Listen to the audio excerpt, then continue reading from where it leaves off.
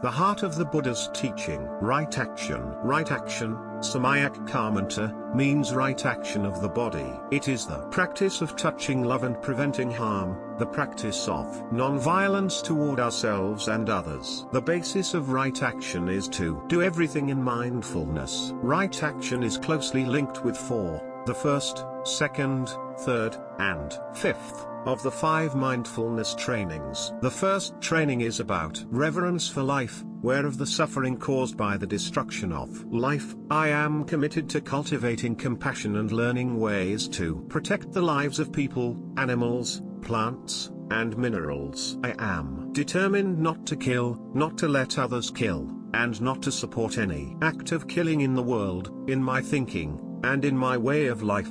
We may be killing every day by the way we eat, drink, and use the land, air, and water. We think that we don't kill, but we do. Mindfulness of action helps us be aware so we can stop the killing and begin saving and helping. The second mindfulness training is about generosity, where of the suffering caused by exploitation, social injustice, stealing, and oppression. I am committed to cultivating loving kindness and learning ways to work for the well-being of people, animals, plants, and minerals. I will practice generosity by sharing my time, energy, and material resources with those who are in real need. I am determined not to steal and not to possess anything that should belong to others. I will respect the property of others, but I will prevent others from profiting from human suffering or the suffering of other species on Earth.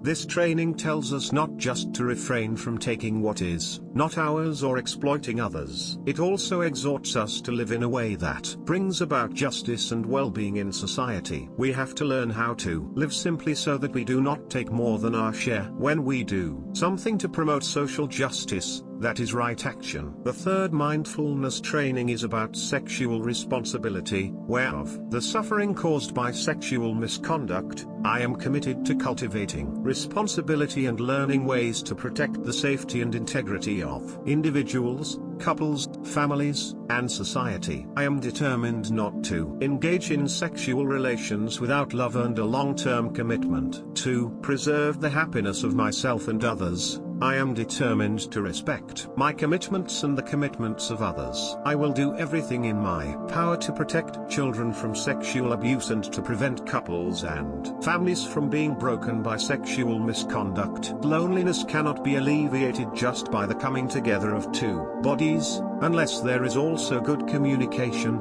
understanding, and loving kindness. Right mindfulness helps us protect ourselves and others, including children, from further suffering. Sexual misbehavior creates so much suffering. To protect the integrity of families and individuals, we do our best to behave responsibly and encourage others to do the same. Practicing this training, we not only protect ourselves and those dear to us, but we protect the whole human species, including children. When right mindfulness shines its light on our daily life, we are able to keep this training steadily. Sexual misbehavior has broken so many families. There has been so much suffering because people do not practice sexual responsibility. A child who is sexually abused will suffer his or her whole life. Those who have been sexually abused have the capacity to become bodhisattvas, helping many children. Your mind of love can transform your own grief and pain, and you can share your insight with others. This is right action, and it frees you and those around you. When you practice to help others around you, at the same time, you are helping yourself. The fifth mindfulness training encourages mindful eating, drinking, and consuming. This is linked to the Four Noble Truths and all of the elements of the Noble Eightfold Path, but especially right action, where of the suffering caused by unmindful consumption. I am committed to cultivating good health, both physical and mental, for myself, my family, and my society by practicing mindful eating, drinking, and consuming. I will ingest only items that preserve peace, well-being, and joy in my body, in my consciousness, and in the collective body and consciousness of my family and society. I am determined not to use alcohol or any other intoxicant or to ingest foods or other items that contain toxins, such as certain TV programs, magazines, books, films, and conversations. I am aware that to damage my body or my consciousness with these poisons is to betray my ancestors, my parents, my society, and future generations. I will work to transform violence, fear, anger, and confusion in myself and in society by practicing a diet for myself and for society. I understand that a proper diet is crucial for self-transformation and for the transformation of society. Right action means bringing into our body and mind only the kinds of food that are safe and healthy. We practice mindful eating, mindful drinking, not eating things that create toxins in our body, not using alcohol or drugs, for ourselves, our family, and our society. We consume mindfully so that life will be possible for all of us. We practice mindful consumption to protect our body and our consciousness from ingesting toxins. Certain television programs, books, magazines, and conversations can bring into our consciousness violence, fear, and despair. We have to practice mindful consumption to protect our body and consciousness and the collective body and consciousness of our family and our society. When we practice not drinking alcohol, we protect ourselves, and we also protect our family and our society. A woman in London told me, have been drinking 2 glasses of wine every week for the last 20 years, and it has done me no harm at all. Why should I give it up? I said, true that 2 glasses of wine do not harm you, but are you sure they do not harm your children? You may not have the seed of alcoholism in you, but who knows whether the seed of alcoholism is in your children. If you give up wine, you will be doing it not only for yourself, but also for your children and for your society.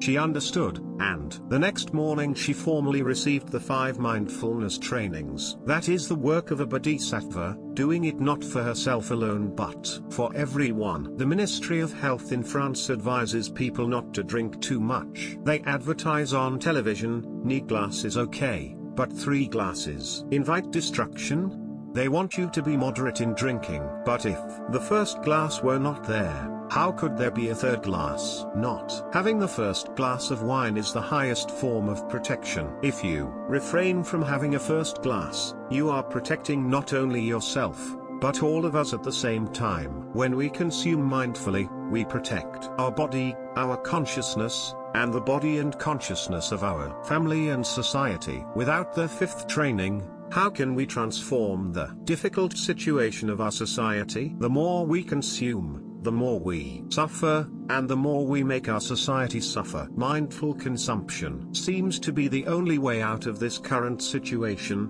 the only way to stop the course of destruction for our body, our consciousness, and the collective body and consciousness of our society. Looking deeply, we can see the interbeing nature of the 5 mindfulness trainings and the 8-fold path. We apply right mindfulness to see whether our eating, drinking, and consuming is right action, right view, right thinking, and right speech are all present when we put the 5th mindfulness training into practice. The 5 mindfulness trainings are interpenetrated by the elements of the Noble Eightfold Path, especially right action. Right action is based on right view, right thinking, and right speech, and is very much linked to right livelihood. Those who earn their living by manufacturing weapons, depriving others of their chance to live, destroying the environment, exploiting nature and people, or producing items that bring us toxins may earn a lot of money, but they are practicing wrong livelihood. We have to be mindful to protect ourselves from their wrong action. If we don't have right view and right thought, and are not practicing right speech and right livelihood,